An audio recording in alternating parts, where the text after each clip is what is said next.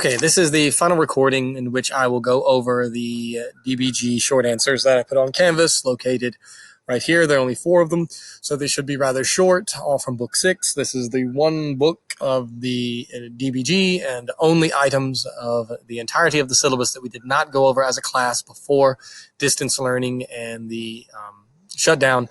Let's go ahead and get right to it.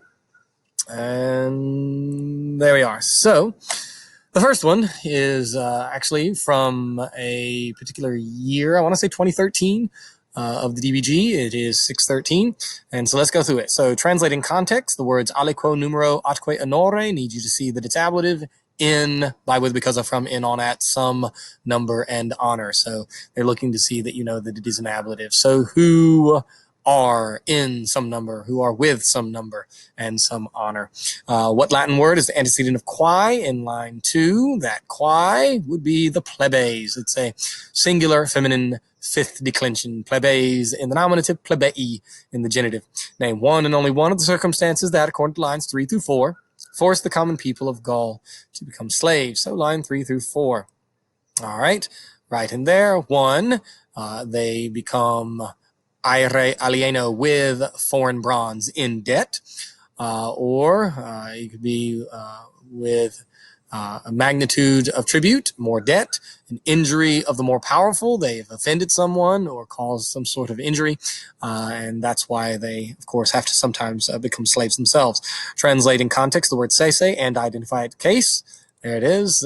They sign over themselves, decont, not say, but they assign themselves, and it is accusative direct object. Sui sibi, say, and the accusative, and then say, and then the double say is merely for emphasis. Identify the case of Dominis in line 5. Dominis, it is going to be in the dative case. 4 masters. There it is in the next one. In Roman society, what is a slave called after manumission? They become a freed slave, a freedman, which is the Latin word libertus.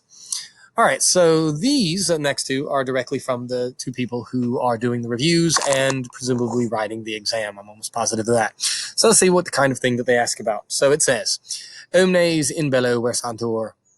So what type of ablative is genere copiisque? So here you can find it right there. All right. Most ample. And then here it is an ablative either of description or of specification. I think that they would probably accept both.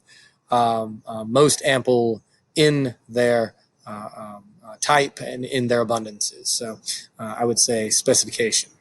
Write the words from the passage that tell you the equites are a powerful group. Powerful group tells you amplicimus, there they are. Plurimos ambactos, do they have? Plurimos clientes, do they have?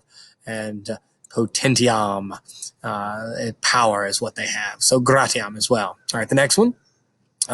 Line 1, natio is what case, and is modified by what Latin word? Natio is modified by omnis, and it's nominative. Natio, nationis. Remember I said if the word ends with an O, stick an N on it. If it makes an English word, it's nominative.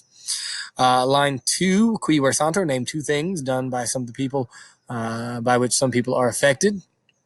Name 2 things by which some people are affected. Line 2, qui versatur, there it is.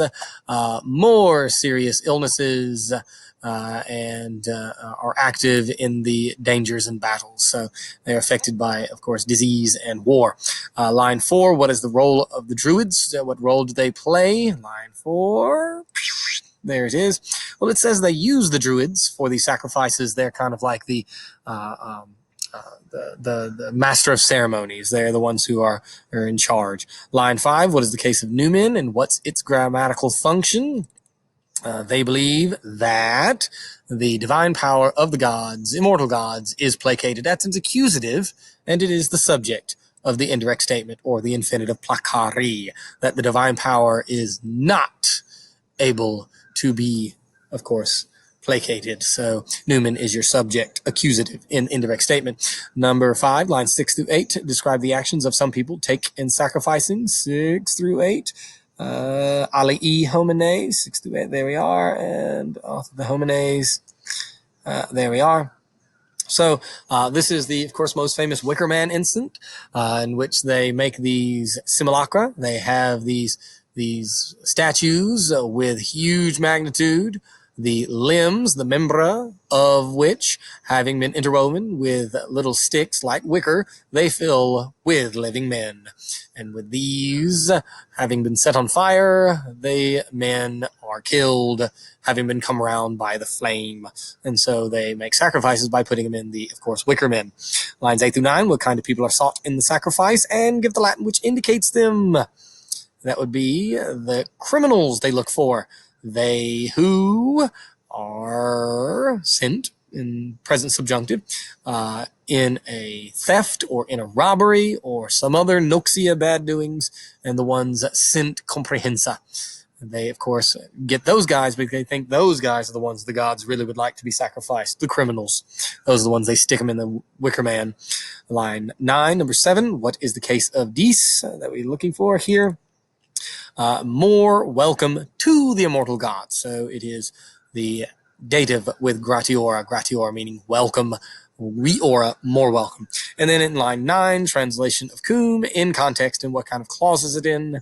Cum here is an cum clause, so when a abundance of this type lack, they fake it has lacked, and it's just merely a cum temporal clause. Cum plus an indicative verb is going to be a specific time clause. All right, and then we have one more. Well, two more actually, but one more here, and then one more there. And I should actually fix this to be DBG 19 through 20. So let's go and do this one here, which they talk about their religion.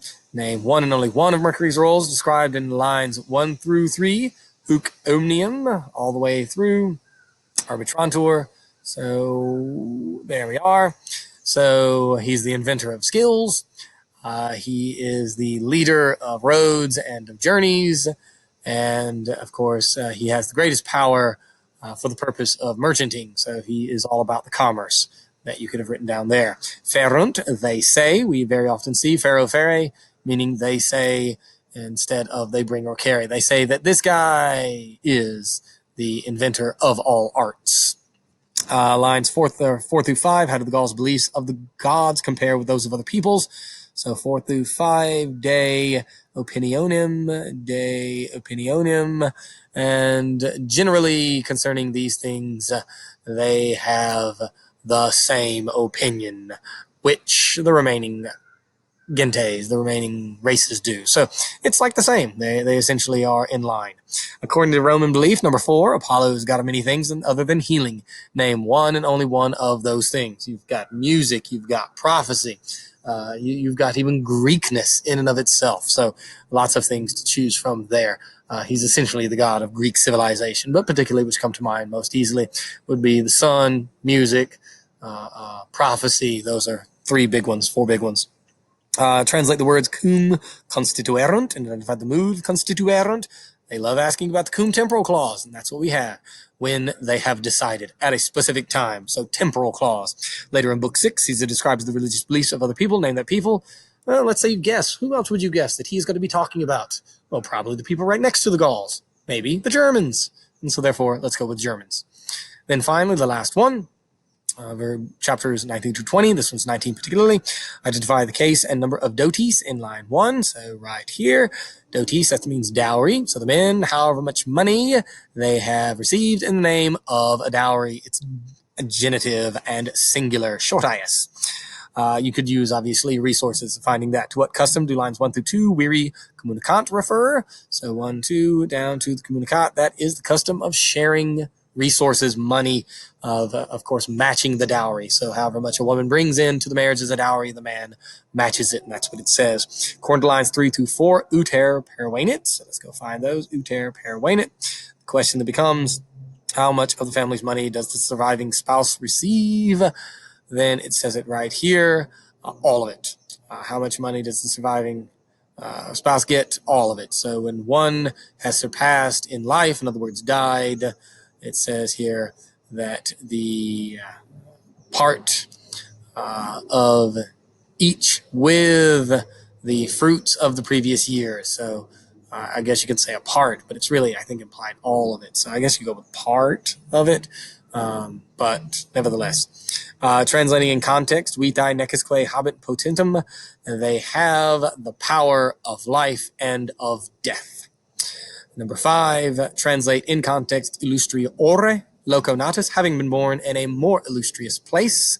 That's an ablative, is the case of loco, in a place.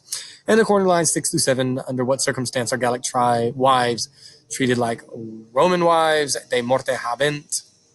They are treated like Roman slaves if there is a suspicion concerning the death is going to be when. So in other words, did the wife have a role in it? Kind of like we usually think of women or men killing their wives or husbands to try and get insurance money. Here they would be trying to get, obviously, that dowry money that they have been allowing to grow and gain as over time. So nevertheless, best of luck. I hope this has been of help to you.